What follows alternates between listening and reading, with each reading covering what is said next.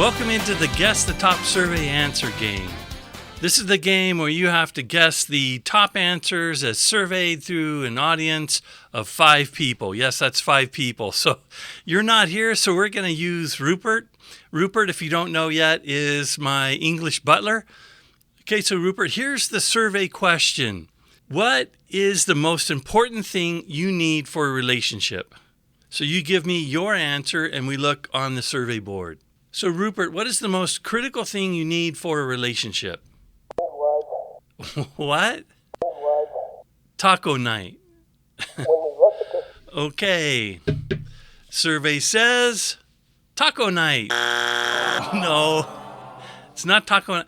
I don't think you're getting what. Oh, well, it's not what's the most important thing for you in a relationship, Rupert. It's what is for both parties in a relationship. Okay, so what's your second answer? Communication. Survey says good job. Yeah, I know. We'll get to that. Yeah, you'd think that would be first, right? It's not what you think. What's your next answer? Things in common. Okay, survey says yeah. You're on a roll, Rupert. What's the next one? Trust. Is there trust? Survey says yes, it's on the board. Good answer. All those are good. What's your next answer?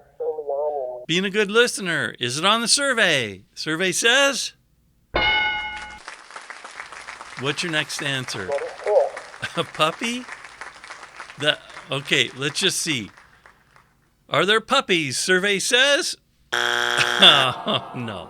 Puppies are cute. All right, your last answer here. Hobby Lobby coupons. Okay, Rupert. Is it on there? Survey says nope, it's not on there. What's the number one answer? Survey says humility. Not what you thought, huh? Humility. You have to wait for next week, Rupert, and I'll give you the number 2. It's called a teaser, just so people tune in. Okay. All kidding aside, if you don't have humility, you can't have fantastic communication. Humility is not being encumbered with pride, not thinking you are better, and being unpretentious. If you do not learn this lesson, you will limit or even cripple your relationship. If you practice this, however, without even mastering humility, you will greatly improve your relationship. Humility allows you to communicate without misinterpreting what was said. Here's a good scripture in Romans 12:16. Be of the same mind towards one another. Do not set your mind on high things, but associate with the humble. Do not be wise in your own opinion. What does that mean? It allows you to not be instantly offended. It allows you to ask, did I hear them right? Humility allows you to be open to the thoughts and feelings of others. Humility causes you to want to understand the mind of the other person. So you know a good example of this. You've had a relationship like this, I bet you. You might even have one like this at work or whatever, where you got to walk on eggshells. I'm not sure why the eggs are on the floor, but you know what I mean, right? So you got to walk on eggshells because that person gets offended at anything.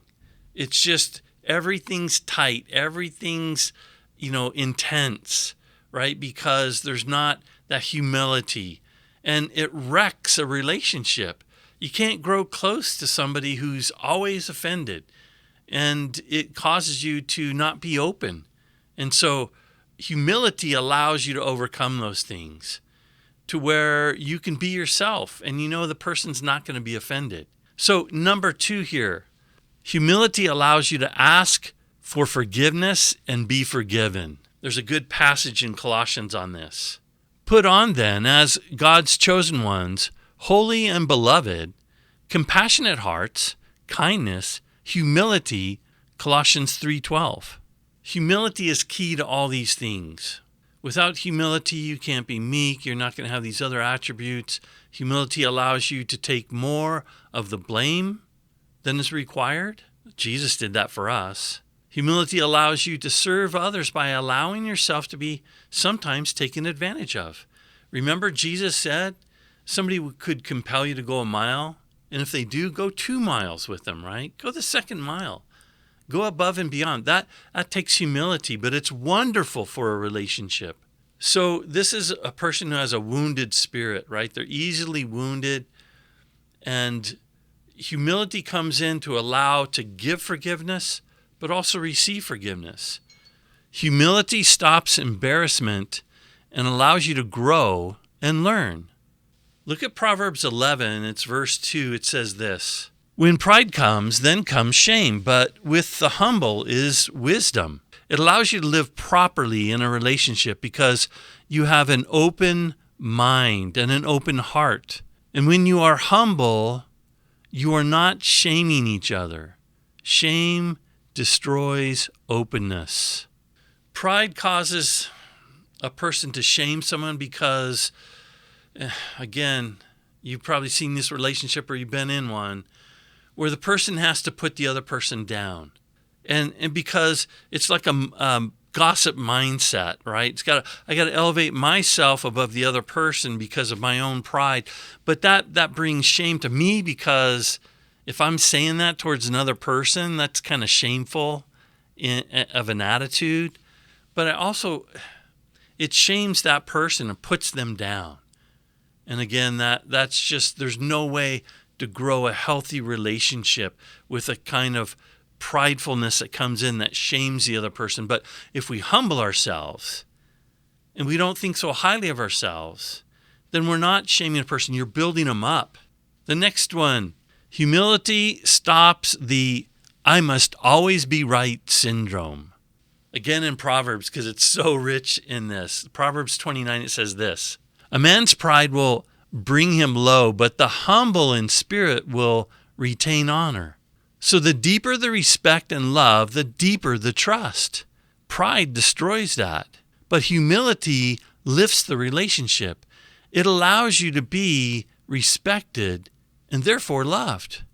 I think we've all been there in a relationship and with a person who they just always have to be right.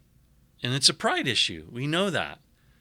Their value as a person comes from them being able to one-up someone else, to correct other people, to be the hero of their own story. There's no love. But when there's this humility, where the other person in their wisdom, in their abilities, right, in their smarts, in those kind of things, lifts up the whole relationship. When you had very little to do with a project or something, and they said, man, we got together and Scott had all these great ideas, and you're like, I didn't do much at all. My ideas all failed. But they elevate you because they're humble. It's a way to show love for someone, isn't it? And so having this humility that doesn't lift yourself but lifts other people, oh, so much blesses our relationship. Now think about it. You know this scripture. I want you to think about it. I'm going to say it, and then I'm going to bring out the blessing of humility in it. Micah 6:8. He has shown you, O man, what is good, and what does the Lord require of you, but to do justly, to love mercy, and to walk humbly with your God. Why did I bring that one up? This isn't God just saying, look, I want you to be righteous. He goes, if you're going to walk with me, if you're going to have a relationship with me, if we're going to have a love relationship, the best thing you're going to have and the best thing you can put on is humility. You can be holy, you can be like the Pharisees and the scribes and the Sadducees, but not have humility, and they didn't have a relationship with Jesus. But when you're humble and you walk humbly with your God, you have a great relationship with your God. Because all these things come in. You're not prideful with God. You can go the second mile with God. You can hear him. You can be open. You cannot take offense at what God says. You take him at his word. You grow and you learn. Your relationship doesn't become stagnant.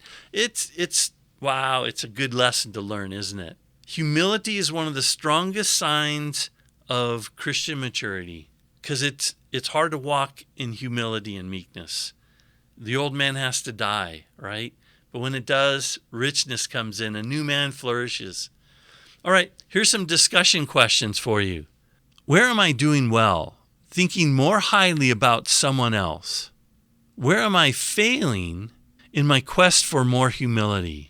What steps can I take to build my relationships by acting in humility? And then I have some prayer suggestions. Use them through the week. Don't just take this one-time thing. First one, Father, thank you for your humility in sending your son to die for me. Am I hurting my relationships because of lack of humility? And the last one, this is a good one. Jesus, inspire me to embody the same humility as you do in fostering genuine relationships. And as you go through this, sometimes asking these questions can be painful, but guess what? Smile and make life happen. All right, God bless you.